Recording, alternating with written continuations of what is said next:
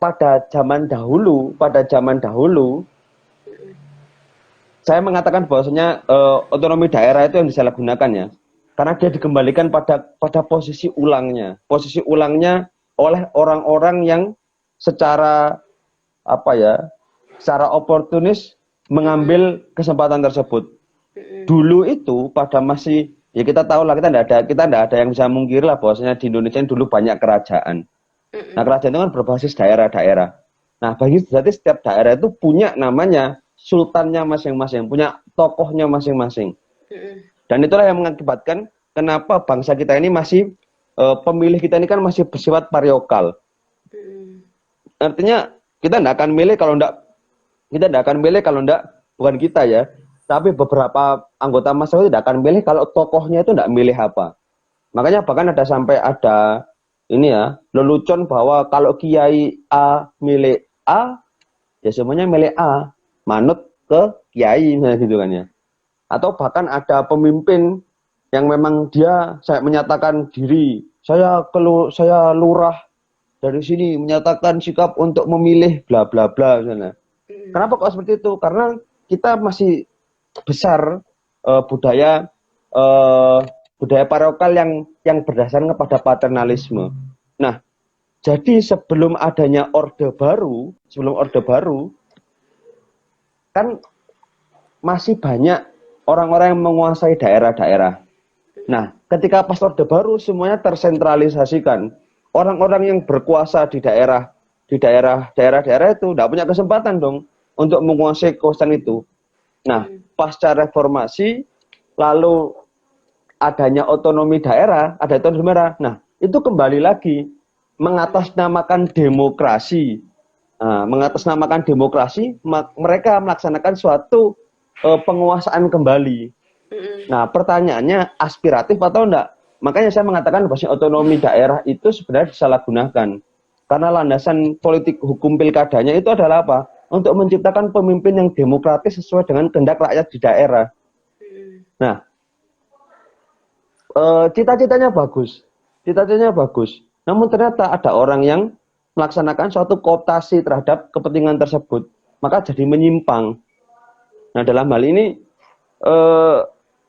mereka makanya dalam kajian ilmu politik itu ada namanya local bossism atau daerah yang punya bosnya masing-masing. Itu jelas terjadi, tidak ada yang memungkiri. Bahkan di Kota Malang, dengan siapa yang tidak kenal dengan preman-preman bawah jembatan yang anak didiknya salah satu mantan wali kota. Ya, itu saya rasa jadi perbincangan yang ya sudah kayak ya biasalah. Kenapa Malang kok menang ya biasalah. Lah. Itu ada ininya. Jadi ya memang lokal bossism itu sudah terjadi. Dan jikalau ini dijadikan strategi politik dinasti, maka pengertian politik dinasti ini menjadi 3. Ada namanya familisme, kuasi familisme, dan ada semacam gurita politik, saya lupa namanya. Nah, dalam konteks ini ada yang menggunakan familisme, keluarganya penuh. Jadi dia menggunakan hubungan kekeluargaan, kuasi familisme, yakni dia merasa bahwasannya pemerintahnya tidak akan efektif kalau saya tidak akan mengajak kerabat-kerabat saya yang memenuhi pos-pos tertentu. Misalnya dia anak seorang bupati. Nah, maka sang bupati itu mengatakan, kamu nyalon ya, kamu nyalon ya. Soalnya biasanya proyek pembangunan jalan itu kan dipegang sama ini. Nah, kamu yang lanjutkan. Nah kalau sudah masuk ini berarti masuk pada kuasi familisme, yakni di mana kekuasaan itu dipertahankan atas dasar klan. Klan ini bukan pada tingkat 1 saja. Tingkat 1 kan biasanya cuma anak, saudara, ya kan, menantu dan sebagainya. Ini sudah sampai yang penting ada nama-namanya. Makanya kalau kita lihat misalnya ada nama yang nama belakangnya misalnya, ya masa saya sebutkan namanya kan nggak etis kan. Ya kayak saya Nabil Nizam. Saya punya, bapak saya kan Muhammad Nidom Hidayatullah. Nizam dan Nidom itu dalam bahasa Arab artinya sama. Jadi saya nanti kalau punya anak lagi namanya siapa gitu, bahkan yang sudah punya cicit namanya Abdurrahman Nizam. Wah, berarti wah keluarga kita ya. Nah, itu sudah menggunakan simbol-simbol seperti itulah yang sebenarnya dijadikan politik dinasti. Artinya hanya berdasarkan pada satu identitas tertentu, maka dia merasa nanti pemerintahannya akan lebih kuat. Hal yang terakhir, yang berbasis lokal bosism itu yang lebih parah, bahkan disebut sebagai predator politik. Karena kenapa? Pos-pos tertentu itu dibuat mengamankan untuk apa? Untuk terjadi hubungan simbiosis mutualisme. Yang mutualisme apa? Yang pertama, yang mendukung menjadi garda terdepan pendukungnya atau ring satunya. Ini kalau di daerah sering banget terjadi premanisme, yang marah-marah kalau misalnya nggak mau nyoblos, tiba-tiba angkat-angkat suara, angkat-angkat kertas, wah jok lali pilih iki. Wah, itu biasanya punya kuasa untuk mengaruhi pemerintah nantinya ketika dia sudah menjabat. Dalam konteks ini adalah wali kota misalnya. Makanya kok masih ada misalnya masih ada beberapa tempat parkiran yang nggak boleh diotak-atik meskipun ada larangan tarif atas retribusi misalnya, dan lain sebagainya. Nah, bagi yang sang penguasa punya kesempatan untuk mendapatkan basis pemilih, dan itu memang paling efektif yang selama ini terjadi. Dan itulah politik dinasti, dinasti sebagai strategi yang biasa terjadi. Dan itu memang tidak akan bisa selesai kalau semisal budaya kita, budaya bagi-bagi hasil kekuasaan itu tidak selesai juga. Dan ini menurut saya pangkalnya ya itu tadi, bahwasanya sejak awal ada kekuasaan yang tidak setara antara orang yang satu dengan orang yang lainnya, antara sanak famili, sanak keluarga pejabat dengan yang bukan anak pejabat. Begitu Mbak Oli. Iya Mas Nabil, ini saya ada beberapa pertanyaan. Sebenarnya gini, menurut Mas Nabil ini solusinya ini apa? Apakah perlu adanya suatu bentuk pembaharuan dalam proses pilkada itu dari awal sampai akhir?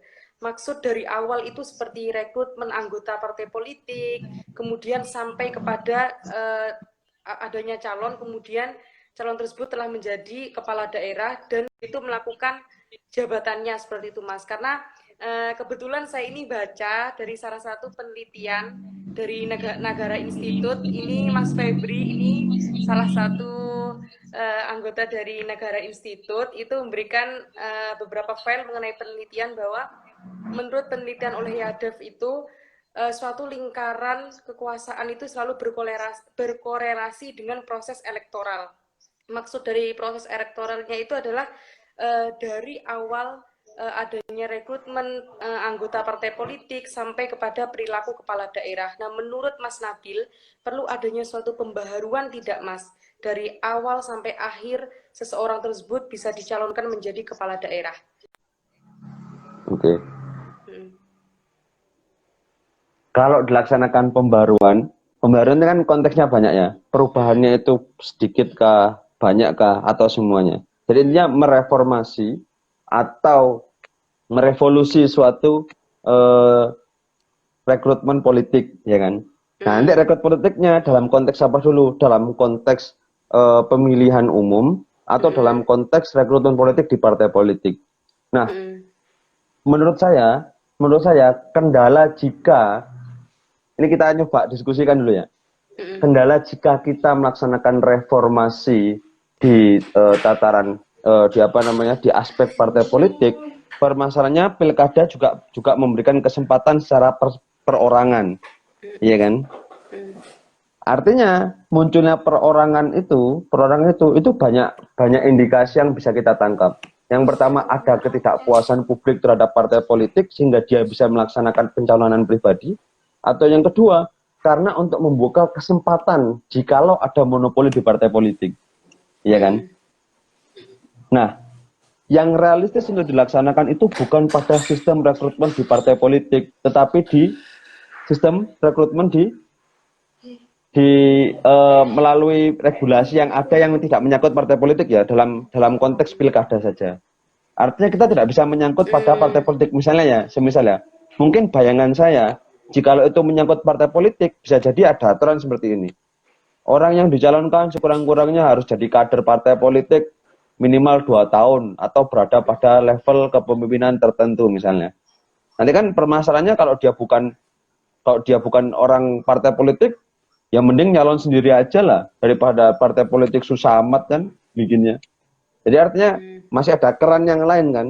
Nah, untuk menutup keran tersebut, maka yang direformasi itu adalah peraturan perundang-undangan tentang pilkadanya. Namun reformasi ini hanya seputar keberpihakan pada mereka yang tidak mampu. Nah, berarti nanti undang-undangnya enggak equality before the law dong. Iya kan? Kalau misalnya memihak pada mereka yang kurang mampu atau yang terlemahkan koneksi politiknya, ya enggak begitu. Saya ingat guyonannya Cak Nun, bedanya negara komunis sama negara liberal. Negara komunis itu semuanya itu dikasih oleh negara. Persyaratnya satu, kalian harus manut, ya kan? Tapi dikasih sama negara, yang penting kalian semua patuh, ya kan? Kalau negara liberal itu terserah kalian, tapi kalian nggak usah dikasih makan, ya kan? Nah, kalau di Indonesia itu gimana? Kalau di Indonesia itu ya enggak liberal, ya enggak komunis. Makanya orang Indonesia tuh disuruh manut tapi tidak dikasih makan. Paham ya? Iya, Mas. Orang komunis dikasih makan tapi suruh patuh. Orang liberal terserah kalian, tapi mereka cari makan sendiri. Orang Indonesia disuruh patuh tapi cari makan sendiri. Susah, ya kan? Nah, sekarang begini. Bagi saya bisa enggak sih? Tapi enggak tahu ini ya. Ini kayaknya agak susah mengingat butuh reformasi peraturan perundang-undangan enggak? Menurut saya butuh. Bagaimana menjamin pelaksanaan pemilihan rekrutmen partai politik, rekrutmen kepemimpinan itu dalam pilkada itu memang kalau bisa sih diselenggarakan oleh negara. Artinya negara bertanggung jawab dari awal sampai akhir. Sehingga memiliki kesempatan semua orang yang mencalonkan diri itu bisa nyalon gitulah. Setiap orang tanpa terkecuali bisa nyalon. Bukan bisa memilih aja ya, tapi juga bisa nyalon. Bayangan utopis saya, ini utopis ya. Bayangan utopis saya kalau mau nyalon, walaupun saya bukan siapa-siapa, saya nanti negara itu udah nyediakan pamfletnya, nyediakan bannernya. Jadi saya nggak usah takut mau nyalon nggak punya duit, ya kan? Oke lah yang sana menang masalah premanisme. Saya kan cuman modal banner aja satu. Modal banner gitu. Pertanyaan ya itu tadi. Maukah selama bahasanya Pete Hedir itu selama masih ada akumulasi kapital, selama modal itu masih berkuasa ya susah. Jadi menurut saya mungkinkah saya lebih senang untuk melaksanakan reformasi terhadap peraturan perundang-undangan terkait pilkada daripada rekrutmen di partai politik, karena partai politik tidak menjamin, apalagi ada pencalonan individual. Lalu kalau bisa sih bentuk wujud daripada hal yang dicita-citakan John Rawls itu ya bisalah biayai orang-orang yang nggak mampu buat nyalon tuh. Kan kali aja saya mau nyalon kan. Ini Mas Nabil, kalau misalnya terlalu mudah proses untuk mencalonkan, bisa-bisa semua mencalonkan Mas, karena nggak ada modalnya Mas. Ya, betul. Ya, tapi nggak ada mahar politik memang. Jadi kalau dari ini nanti banyak orang yang nyalon dong. Ya gimana ya? Sebenarnya nyalon itu realistis saja sih. Itu juga seleksi alam menurut saya loh ya. Bayangan pencalonan paling ideal bagi saya paling ideal itu adalah lebih baik banyak calon daripada calon cuma satu. Iya. Mau calonnya 10 nggak jadi masalah. Tahu guyonannya Nur Hadi Aldo yang capres nomor 10. Itu sebenarnya kan mengandung cita-cita banyaknya pilihan. Iya kan? Ternyata cuman itu aja. Dia mendinginkan panasnya politik presiden itu, Mas.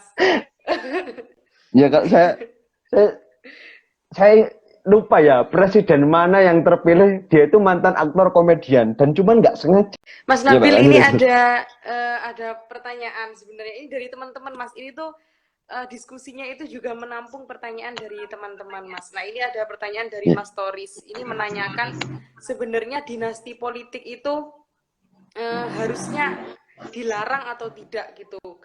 Karena menjadikan suatu problem dalam suatu negara demokrasi. Nah, memang kalau misalnya dilarang ini harus ada aturan atau bagaimana gitu, Mas. Nah, ini mungkin pertanyaan yang agak susah, Mas. Pertanyaannya haruskah dilarang atau tidak? Iya. Iya kan? Pertanyaan haruskah dinasti politik itu dilarang atau tidak? Iya. Oke. Saya akan mencoba membalik pertanyaan tersebut. Artinya kita coba berdiskusi ya.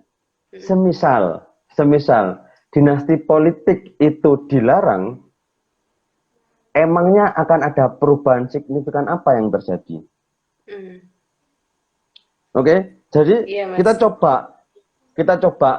kita mengasumsikan bahwa banyaknya dinasti politik akan mengakibatkan banyaknya pula potensi untuk melaksanakan suatu kerugian negara. Ya kan? Permasalahannya, pendapat itu berbasis atau enggak? Seberapa besar efektivitas prediksi tersebut? Ya kan? Maka itu juga berbanding terbalik dengan pernyataan ketika dia dilarang. Ketika dia dilarang, apakah pertanyaan itu akan menjawab? Toh sama-sama enggak punya budget politik yang kuat, akhirnya enggak ada calon. Ya, Mas, tapi gini, Mas.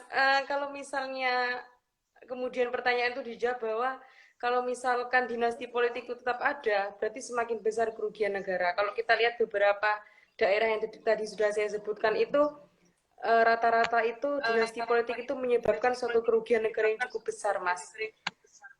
Yang tadi saya sebutkan bahwa di Banten itu 79,79 miliar, kemudian di Bima, kemudian ada juga di Lampung seperti itu.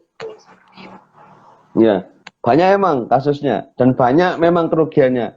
Namun begini, saya ini ya mengidentifikasikan sesuatu yang bukan penyebab daripada suatu itu bukanlah suatu logika yang tepat. Bahasanya itu menurut saya bahasanya itu kan falasi. Kita mengindikasikan inilah sebabnya. Namun bukan ini sebabnya. Kita mengatakan bahwa sebab kenapa sepeda motor ini rusak karena kita menarik gas itu secara dadakan sehingga dia mudah copot. Aslinya bukan itu, tapi ada penopang yang tidak kuat. Nah, sebenarnya yang dilarang, yang diperbaiki itu adalah penopangnya, bukan gasnya. Oke? Jadi hubungan antara adanya kerusakan di sana sini, kerugian negara di sana sini dengan dinasti politik itu kita harus cari dulu indikator utamanya. Kalau indikator utamanya tidak terjadi, sebenarnya tidak jadi masalah bagi saya. Kalau mau melaksanakan dinasti politik tidak jadi masalah selama indikatornya itu jelas. Apa sih indikator melaksanakan? Kenapa mereka itu cenderung pada korupsi? Nah, terus gimana dong dengan kasusnya siapa namanya Yogyakarta, Sultan? Itu benar-benar dinasti politik loh. Tapi benar-benar ada enggak indikasinya? Artinya kan enggak setiap itu terindikasikan. Nah, bagaimana sih kalau balik ke pertanyaan tadinya? Bagaimana kalau dinasti politik itu dilarang? Ya kan? Menurut saya tidak menjamin. Tetap saja tidak menjamin, apalagi dalam teori politik dinasti tadi ya, yang masalah lokal bosism, sebenarnya dinasti itu bukan hanya permasalahan genealogi atau keturunan darah, namun politik dinasti itu juga menyangkut pada beberapa patron yang dipasang untuk mengamankan jabatan. Semisal patron itu yang diangkat, jadi kan tetap aja dan dia bukan garis keturunannya dia. Jadi kan tetap aja tidak menyelesaikan masalah. Berarti kan permasalahannya itu adalah pos-pos koruptif yang perlu ditanggulangi. Bukan masalah genealoginya. Toh buktinya di beberapa saya ini ya, kalau melihat pada ini ya, kasusnya di hukum Islam ya, Umar bin Abdul Aziz itu adalah anaknya anaknya khalifah yang cenderung katanya korupsi, ya kan? Tahu nggak apa yang dilaksanakan oleh Umar bin Abdul Aziz? Semua hartanya itu dimasukkan ke Baitul Mal. Dalam kurun 2 tahun setengah, dia memimpin, tidak ada orang yang paling miskin kecuali Umar bin Abdul Aziz. Saking uangnya itu, anak sultan dan sudah pasti jadi khalifah, itu ngasihkan semuanya. Artinya tidak ada hubungannya sebenarnya. Itu sama sih. Nanti kalau semisal hak politiknya siapa? Anak-anak pertahanan, saudara kerabatnya pertahanan itu dibatasi, pertanyaannya nanti jadi begini. Emang salah apa mereka kok perlu perlu dibatasi hak politiknya? Terus apa keuntungan komunal kita? Ya kan? Jadi menurut saya bukan untuk menghalangi yang ini, tapi memperluas potensi yang lain. Nah, pemperluasan potensi yang lain itu tadi menurut saya salah satunya adalah bagaimana sih cara kita meminimalisir budget pencalonan itu. Gitu Mbak Oli. Iya. Ini Mas ada tanggapan juga dari Mbak Ratu. Tanggapannya begini. Apakah intinya itu apakah dapat dikategorikan sebagai dinasti politik kalau pemilihan dia sebagai kepala daerah saja dilakukan atau dipilih sendiri oleh rakyat. Jadi tidak dapat dikatakan dinasti politik kalau seseorang tersebut memang dipilih oleh rakyat. Terus kemudian berkaitan dengan Gibran, Mas. Kebetulan Mas Nabil juga tadi bahas berkaitan dengan Gibran itu menyatakan bahwa kasus seperti Gibran gitu Mas, dia ingin mencalonkan diri, dia memiliki hak politik sebagai seorang warga negara, dalam konstitusi sudah diatur demikian. Kemudian dia ingin mencalonkan diri, apakah hal tersebut perlu dibatasi? Terus karena hal tersebut juga tidak mengindikasikan dia melakukan suatu bentuk tindak pidana. Sebenarnya sudah dijelaskan oleh Mas Nabil, cuman ini ada pertanyaan seperti itu. Kalau menurut Mas Nabil gimana? Oke, ada 2 pertanyaan ya. Pertanyaannya, apabila seorang pemimpin itu sudah dipilih oleh rakyat secara demokratis, apakah dia masih dikatakan sebagai dinasti politik? Oke, jawabannya bisa iya. Bisa iya, tapi belum tentu dia politik dinasti. Tadi saya utarakan di awal, dinasti politik itu bisa jadi fenomena. Fenomena ya realitas, bahwasanya dia benar secara genealogis adalah anak mantan pejabat di sana. Ya kan? Ini kita konteksnya pejabat karena pada saat sudah ada pemimpin yang menggantikan Jokowi kan di Solo, walaupun sekarang jadi presiden, anaknya nyalon di Solo misalnya.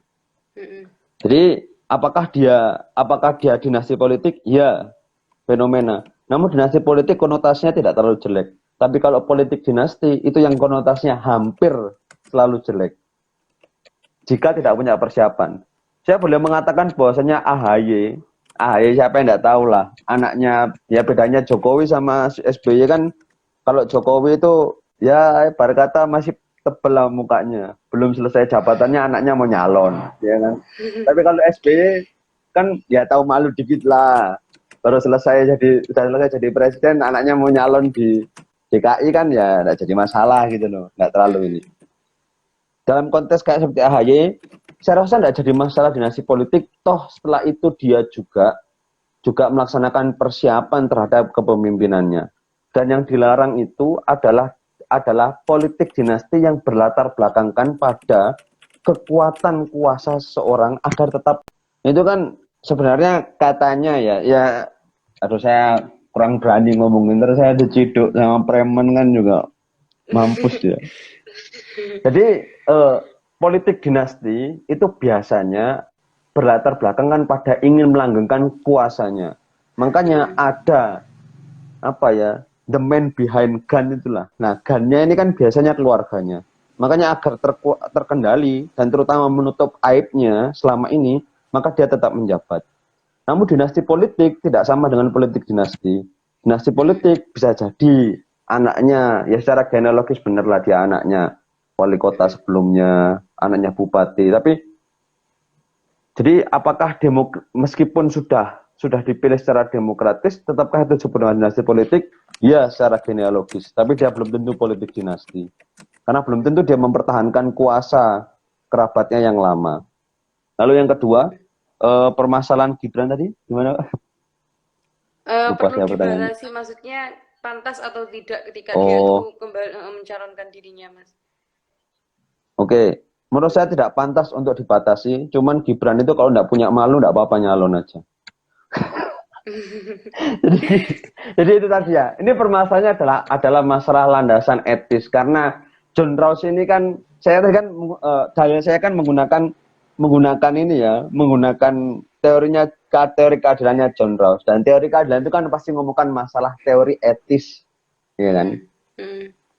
Ya, kalau teori etis ya, kalau keadilan ya masalah yang debatable dan menurut saya tidak beretika si Gibran ini kalau Mas bapaknya masih jabat dia dia kan Mencalonkan seakan-akan diri. memanfaatkan tiga hal tadi. Yang pertama masalah finansial, relasi. Ya iyalah anaknya presiden siapa yang nggak tahu. Apalagi Jokowi suka pamer Jan Etes, Gibran, apalagi yang Kaesang. Jadi ya menurut saya ya pasti dapat relasi dan yang terakhir masalah dan selesai kan permasalahannya Gibran dengan Bu Mega. Masalah boleh pantas nggak sih dibatasi si Gibran itu ya nggak pantas lah dibatasi karena setiap orang punya hak politik. Tapi ya cuma itu aja masalah etis aja. Ya bahasa kasarnya itu kan kalau nggak punya malu ya monggo lah. Si Gibran mau nyalon lah gitu Mbak. Ya masalah etis Iya. itu karena masalah ya tolak ukur ndak etis bagi saya itu karena berlandaskan pada teorinya John Rawls tentang keadilan tersebut gitu Mbak. Berarti ini Mas ya, kalau saya lihat dari tadi ini sebenarnya Mas Nabil ini nggak setuju dengan istilah politik dinasti ya Mas. Ketika Dinasti seseorang politik ya dinasti politik, ketika seseorang mencalonkan diri maka otomatis dia memiliki hak politik yang tidak dapat dibatasi ya Mas ya. Mas mungkin ya diskusinya sampai udah lebih dari 1 jam ini Mas. Ini ya menyita waktu Mas Nabil. Ya Mas, sebelum ditutup saya memberikan beberapa kesimpulan dari pernyataan-pernyataan Mas Nabil. Kesimpulan yang pertama itu berkaitan dengan sebenarnya apa sih yang harus dibenahi untuk tidak menimbulkan adanya suatu bentuk oligarki dalam suatu sistem pemerintahan. Kemudian untuk menghindari adanya suatu akibat dari suatu dinasti politik adalah perlu adanya perubahan berkaitan dengan proses pilkadanya. Dapat meminimalisir adanya satu modal untuk seorang tersebut mencalonkan diri. Kemudian ketika dikatakan sebagai dinasti politik itu tidak adanya jaminan ketika anak dari seseorang yang pernah mencalonkan itu akan melakukan suatu bentuk tindakan yang bertentangan dengan hukum. Kemudian berkaitan dengan hak politik setiap warga negara itu tidak dapat dibatasi. Salah satunya ketika dia mencalonkan sebagai seorang pemimpin, baik sebagai kepala daerah seperti itu. Terima kasih ya Mas Nabil. Mohon maaf sudah mengganggu waktunya. Lain kali ini Mas ya, diskusi lagi ya Mas ya. siap Ya, terima kasih Mas Nabil. ya Mbak Mohon maaf sama-sama Mas apabila ada kesalahan tadi. ya ndak ada Mbak. Ya Mas Nabil, saya tutup ya diskusinya. Makasih Mas. Wassalamualaikum Ya Mbak. warahmatullahi wabarakatuh. Waalaikumsalam warahmatullahi wabarakatuh.